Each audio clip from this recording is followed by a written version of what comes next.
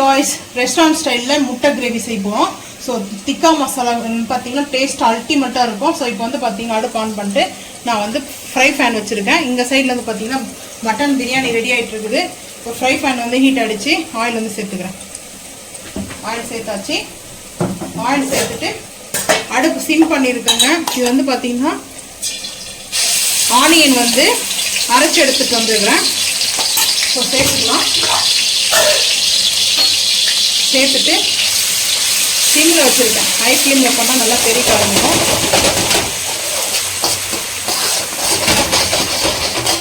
High ஃப்ளேமில் பண்ணோம்னா உங்களுக்கு பெருக்க ஆரம்பிக்கும். இப்போ ஹை ஃப்ளேம் பண்ணிக்கலாம்.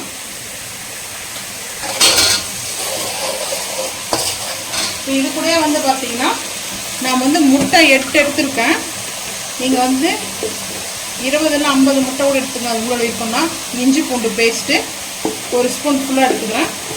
இந்த கிரேவி வந்து பார்த்தீங்கன்னா ரெஸ்டாரண்ட் ஸ்டைலில் நம்ம செய்கிறோம். அல்டிமேட்டாக இருக்குங்க. ஸோ இந்த கிரேவிக்கு வந்து பார்த்தீங்கன்னா முட்டை வந்து பார்த்தீங்கன்னா எக்கு பாயில் பண்ணி வாஷ் பண்ணிவிட்டு இது மாதிரி எக்கு மேலே ஒரு 3 கோடு போட்டிருக்கேன். ஒரு முட்டைக்கு வந்து 3 கோடு போட்டிருக்கேன். இங்கே வந்து தக்காளி அரைச்சி எடுத்து வந்துருக்கேன். இது எல்லாமே அரைச்சி எடுத்துகிட்டு வந்து செய்யறதா நம்ம.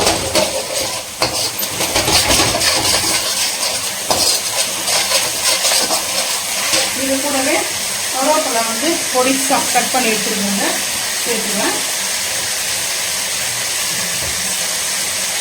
அதுக்கப்புறம் கர்டு வந்து பார்த்தீங்கன்னா கர்டு வந்து நம்ம இதை மிக்சியில் போட்டு நல்லா வந்து அடிச்சு எடுத்து வந்திருக்கோம். லிக்விட் ஆகிடுச்சு மிக்சியில் போட்டதுனால.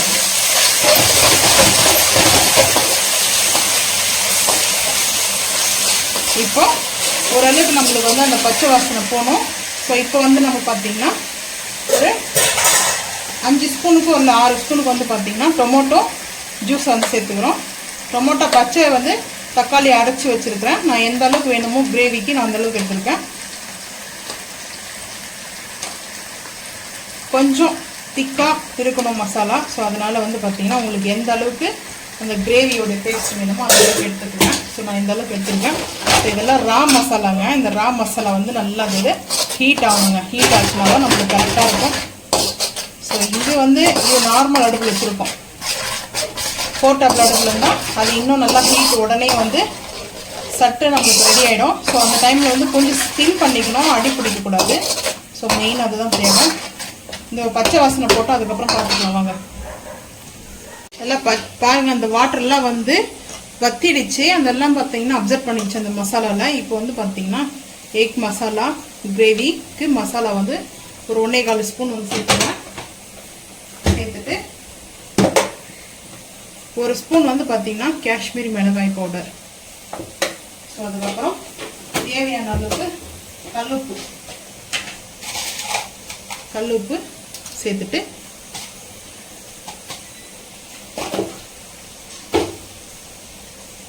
சேர்த்தாச்சு. இப்போது ஹை ஃப்ளேமில் தான் இருக்குது. ஹை ஃப்ளேம் பண்ணிவிட்டு நான் இப்போ அந்த பெரிய கரண்டி இருக்குது, அந்த குடுங்கலாக இருக்கும் இல்லையா, ஸோ அது இருக்குது. ஸோ இப்போ இந்த கிரேவிக்கு வந்து இதே போதும்ட்டு நான் இந்த கரண்டியை யூஸ் பண்ணுறேன். இந்த டைமில் நம்ம அரைச்சி வச்சுருக்கிற கர்டை வந்து சேர்த்துக்கலாம்.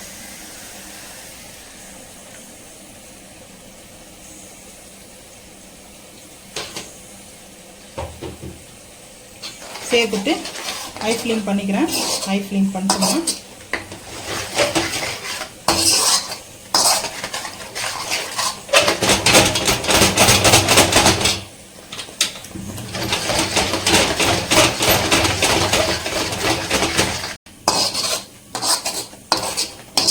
இது சிம் பண்ணிக்கலாம். நல்லா அது மேலெல்லாம் தெறிக்க ஆரம்பிக்குது. சிம் பண்ணிவிட்டு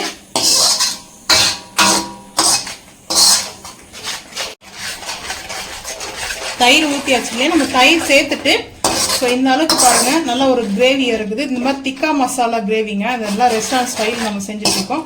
இந்த டைமில் நம்ம வந்து எக்கை வந்து சேர்த்துக்கலாம்.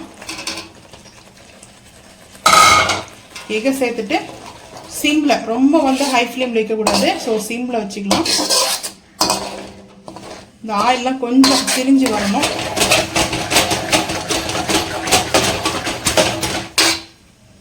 கொத்தமல்லி கொஞ்சம் மேலாப்பில் வந்து சேர்த்துக்கலாம். சேர்த்துட்டு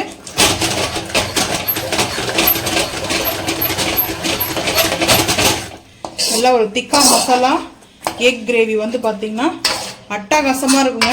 சப்பாத்தியோ பரோட்டா கூட சப்பாத்தி கூட நான் கூட சாப்பிட்லாம், ரைஸ் கூட சாப்பிட்லாம். இப்போ வந்து பார்த்தீங்கன்னா மிக்ஸ் பண்ணிவிட்டு ஒரு சிம்மில் வந்து ஒரு 5 நிமிஷம் வந்து பார்த்தீங்கன்னா லோ ஃப்ளேமில் ஒரு 5 நிமிஷம் கழித்து பார்க்கலாம் வாங்க. அந்த ஆயிலெலாம் பிரிஞ்சு வரும். பிரிஞ்சு வந்ததுக்கப்புறம் பார்க்கலாம் வாங்க.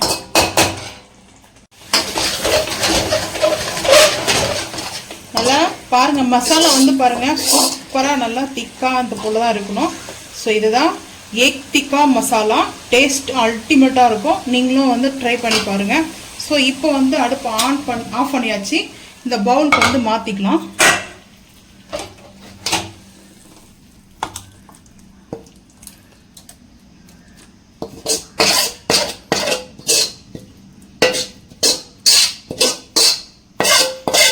ஃபைனலாக பவுலுக்கு வந்து மாற்றியாச்சு. டெக்கரேட்டுக்காக வந்து கொரியாண்டர் லீஃப் வந்து சேர்த்துக்கிறேன். நீங்களும் இது போல் எக்கு வந்து பார்த்தீங்கன்னா திக்கா மசாலா கடாய் வந்து பார்த்தீங்கன்னா செஞ்சு சாப்பிட்டு பாருங்கள். டேஸ்ட் அல்டிமேட்டாக இருக்குங்க. ஸோ நீங்கள் இந்த வீடியோ பிடிச்சா மறக்காமல் வந்து லைக் பண்ணுங்கள், ஷேர் பண்ணுங்கள், சப்ஸ்கிரைப் பண்ணுங்கள், பெல் ஐக்கன் வந்து கிளிக் பண்ணுங்கள், மறக்காம வந்து ஃபாலோ பண்ணுங்கள். அப்போ தான் நம்ம போகிற வீடியோ உங்களுக்கு நோட்டிஃபிகேஷன் வரும். தேங்க்யூ.